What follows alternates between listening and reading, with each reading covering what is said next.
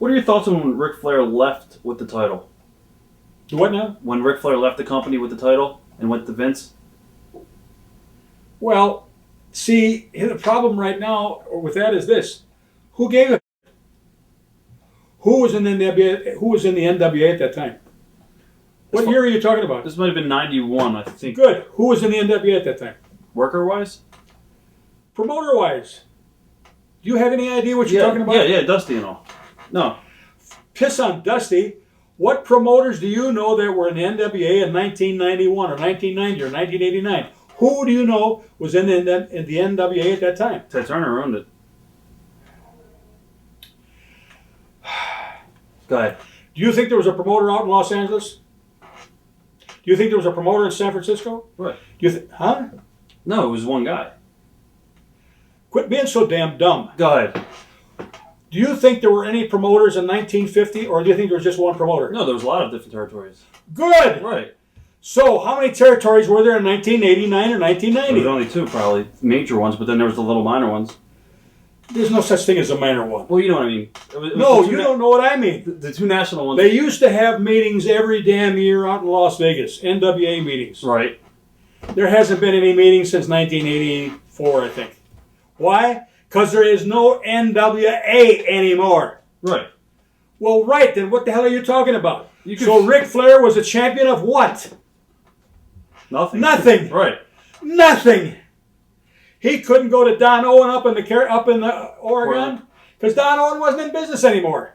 He couldn't go to Roy Shires out in San Francisco because Roy Shires wasn't in business anymore. He couldn't come to Ole Anderson and Jim Barnett in Atlanta because they weren't in business anymore. He couldn't come to the damn, what's his name? Name anybody you want to name.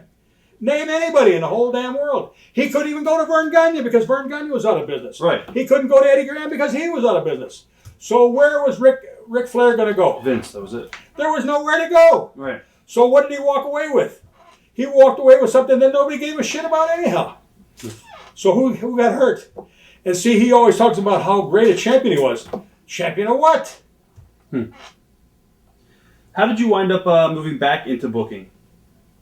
When did that happen? Well, I guess when Sid Vicious was in there, and then Sid went into That's the 1990. Yeah. Well, that's because I was working for Turner. Okay. Ted Turner hired us in 1989. Right. That's when Arn hurt his neck. We were going to wrestle with the Steiners. Right. He hurt his neck, and he had. Guess who he had booking at that time? Here's a good question for you. Who was doing the booking at that time in 1990? In 90, well, it was a committee, wasn't it? Yes. Yeah. Who? Cornette, Flair. There was like 5 guys on the panel. Sullivan, maybe one of them. Yep. 3 guys. The other 2 were. No, 3. It was just so I got them. Cornette, Sullivan, and Ric Flair. Right. They were doing the booking. So you know who's going to get pushed. Jim Herd fired those guys. And who did he hire? This is after the committee? You. Yeah. Yeah. What does that mean? Well, stop. Just ask yourself a question. Don't be so damn dumb sitting behind this camera. Go ahead. What was the question? Well, what does it mean? He fired Sullivan, he fired Flair, and he fired, who's the other kid? The manager? Cornette. Right. He fired them. And he hired me. So what do you think he was thinking? Obviously you know more about wrestling than those guys. I would say obviously. Right. Now, I guess Barry Windham was in the company. What are your thoughts of Barry at this period of time? I left when Barry Windham came in. Okay. I left before Barry Windham came in. Did you like working with Sid? Pardon me? Did you like working with Sid? Not in the ring as far as... Sid Vicious? Yeah, I mean, what did you think of him as a talent? I liked him. Okay. Yeah. Okay. Do you think the Horseman franchise has been tarnished since they tried doing the Horseman with different guys replacing one another?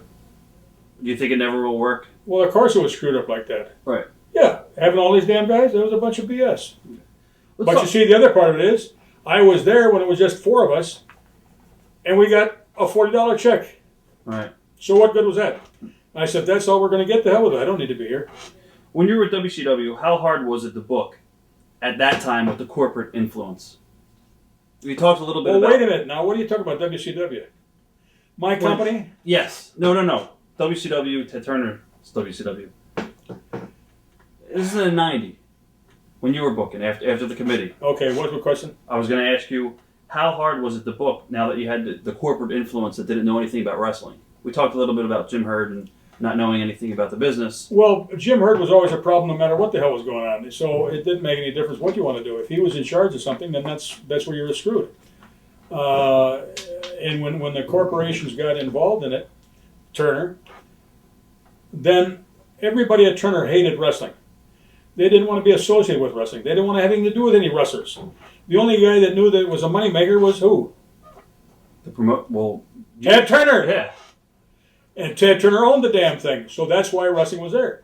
But everybody that worked for him hated wrestling, hated wrestlers, didn't want a damn thing to do with them. But Ted was the one that made it happen. So the problem was when Ted finally ended up owning the damn thing instead of just me putting my TV on there, now it was his material that we were using and with his people that were running everything. So we got to a point where no longer did my opinion mean a damn thing.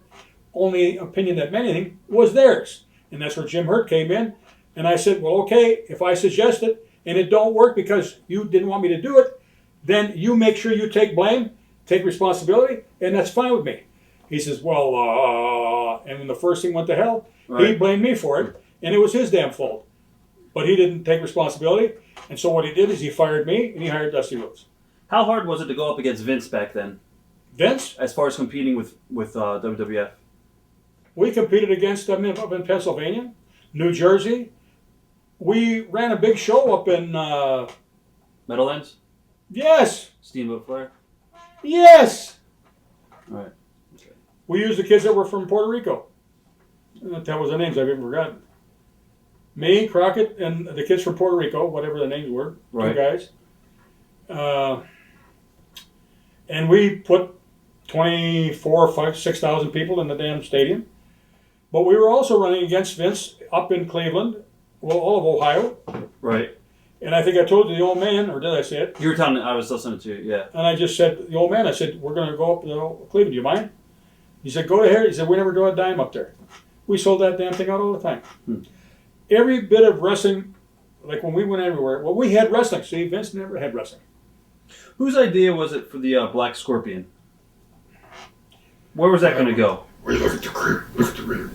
When you see the Black Scorpion, now you'll know who the real champion is. What exactly was the storyline? Good enough? Yeah, it was good. Do you remember that? Okay. I used to go off camera and do that, blah, blah. I did it just as a joke and a half. Herd was after me because he didn't like the damn card that I put together for a bunch of matches. And he said, didn't like him. I said, that's what it's got to be. That's all. Well, he said, he wanted to see something else. He said, he didn't like all that damn crap that you got on that damn card. So I went back to my office and I wrote down Black Scorpion and Sting, or who the hell ever was. Right. And 1 or 2 other names. And I handed that damn card back to him. He said, now you're learning. Because I put down the Black Scorpion. Right. He thought that was the answer. And I didn't even know what the hell a Black Scorpion was going to be. I had no idea. No idea at all. Watch thousands of exclusive shoot interviews right now on TitleMatchNetwork.com.